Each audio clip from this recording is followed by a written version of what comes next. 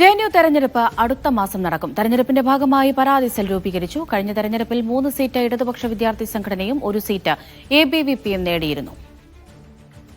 തൗഫീഖ് അസ്ലം വിവരങ്ങൾ നൽകും. തൗഫീഖ്, ജെഎൻയു തെരഞ്ഞെടുപ്പുമായി സംബന്ധിച്ച് ഉള്ള തീരുമാനങ്ങളിലേക്കൊക്കെ എത്തിയോ? എന്നായിരിക്കും തെരഞ്ഞെടുപ്പ് നടക്കുക? വിവരങ്ങൾ എന്തൊക്കെ?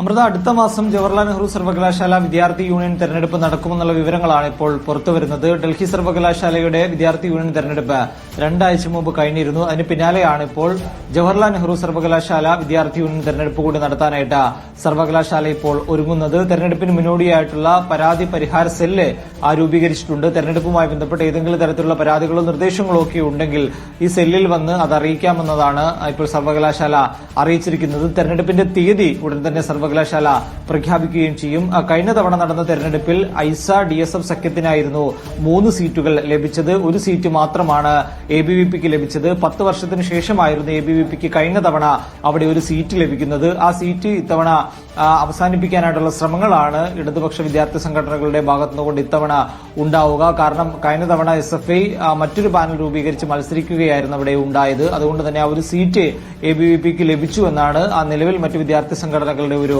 കണക്കുകൂട്ടൽ. അതുകൊണ്ട് ഇത്തവണ വീണ്ടും ആ സഖ്യത്തിൽ മത്സരിച്ചുകൊണ്ട് എബിവിപിയിൽ നിന്ന് ആ സീറ്റ് തിരിച്ചുപിടിക്കുക എന്നുള്ളൊരു ലക്ഷ്യം കൂടി DSF സഖ്യത്തിനുണ്ട്. അത് വെച്ചുള്ള ഒരു പ്രവർത്തനമായിരിക്കും ഇത്തവണ ഡൽഹി ജവഹർലാൽ നെഹ്റു സർവകലാശാലയിൽ നടക്കുക. ഈ ആഴ്ച തന്നെ തെരഞ്ഞെടുപ്പിന്റെ തീയതി പ്രഖ്യാപിച്ചേക്കുമെന്നുള്ള സൂചനകളുണ്ട്. നിലവിൽ ലഭിക്കുന്ന വിവരമനുസരിച്ച് അടുത്ത മാസമായിരിക്കും തെരഞ്ഞെടുപ്പ് നടക്കുക. അതുകൊണ്ട് തന്നെ ഈ മാസം ആദ്യമോ അല്ലെങ്കിൽ 2ാം വാരമോ എല്ലാം അതിന്റെ തീയതി പ്രഖ്യാപനം സർവകലാശാലയിൽ നിന്നും ഉണ്ടാകും.